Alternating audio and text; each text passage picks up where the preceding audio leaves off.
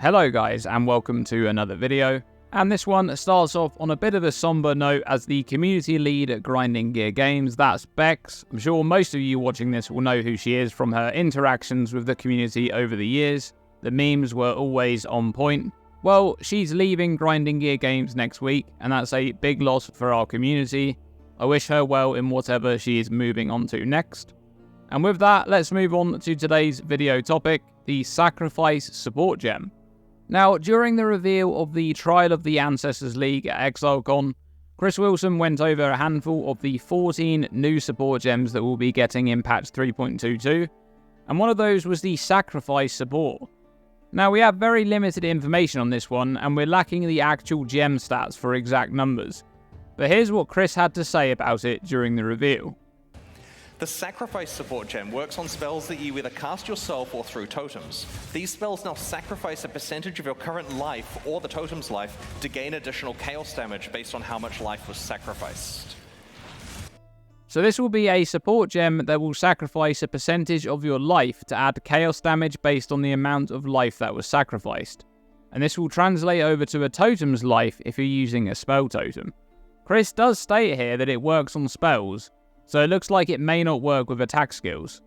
Even though we don't have the numbers, we can actually see the life being sacrificed in this preview.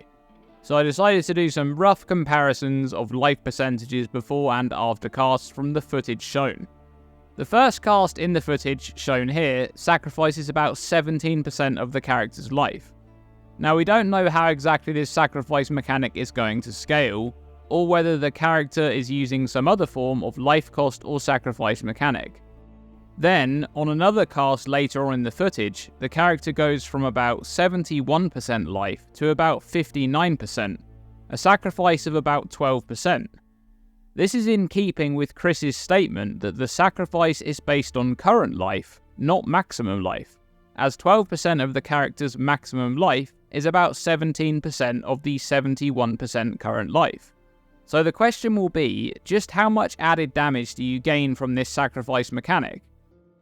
My initial understanding of Chris's explanation of the support would be that you gain added damage equal to the sacrifice, but that might be a bit too powerful. For example, on a 5000 life character, a sacrifice of 12% would grant 600 added chaos damage, while a sacrifice of 17% would grant 850 added chaos damage, which is the equivalent of between a level 35 and 40 added chaos damage support, which is highly unlikely, I think. Therefore, I think the more likely functionality of this support is that you'll sacrifice a percentage of life, and then you'll gain added chaos damage based on a portion of the life sacrificed, which could be around 50%. From a balance perspective, this would probably make more sense, as the support gem is then a bit more punishing to use, and you need to then overcome the downside of sacrificing quite a large amount of life. But you still get a good amount of added damage, likely a considerable amount more than the flat added chaos damage support on a life stacking character. Otherwise, of course, you would just use the flat added chaos damage and not deal with the sacrifice mechanic. So we'll have to wait and see exactly how this will work, and we'll likely find that out in the patch notes next week. But let's think a little bit more about the usage of this support gem. I think we'll mainly see this used in two ways. The first is on a life stacking build that's combining a bunch of other mechanics to scale life into damage.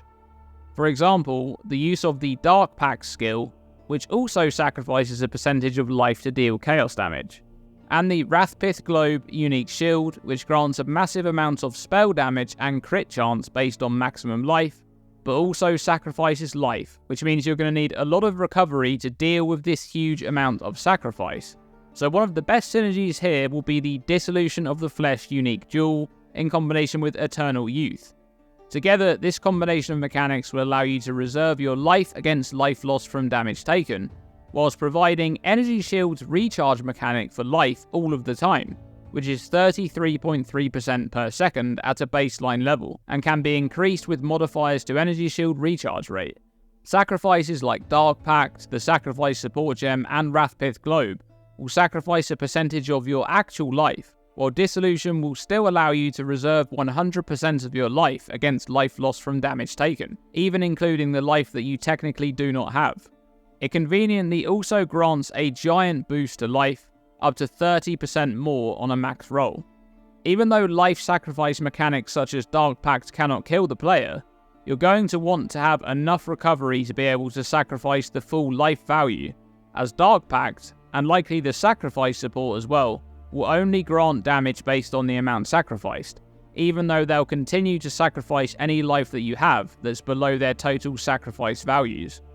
The other build option that might be great with the new sacrifice support gem is the use in combination with the Elementalist Shaper of Flames notable, which allows you to ignite with all damage.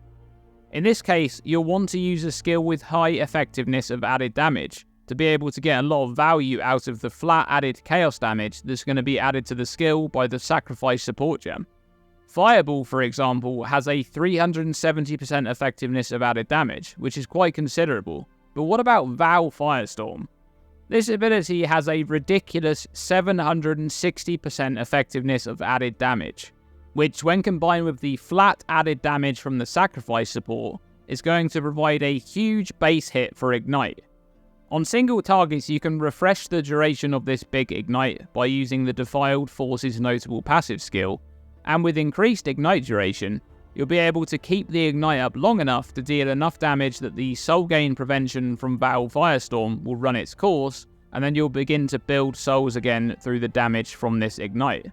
Another potential use for the sacrifice support could be with duration-based abilities so that you can more effectively mitigate the downside of sacrificing a lot of life, such as a poison build using Blade Vortex with Unleash. This is definitely going to be an interesting support gem, and one that I hope will have good numbers when we get the gem information towards the launch of the league. What do you guys think about this support gem? Are you planning to use it on some of your builds next league? Do let me know it down in the comments section below. And if you've enjoyed this video, please do like and subscribe and come back for more videos like this in the future. And a big shout out to my current channel members. I really appreciate the support. You can find out more about supporting the growth of this channel by clicking the join button below the video. Thanks for watching, and as always, stay tuned and stay safe.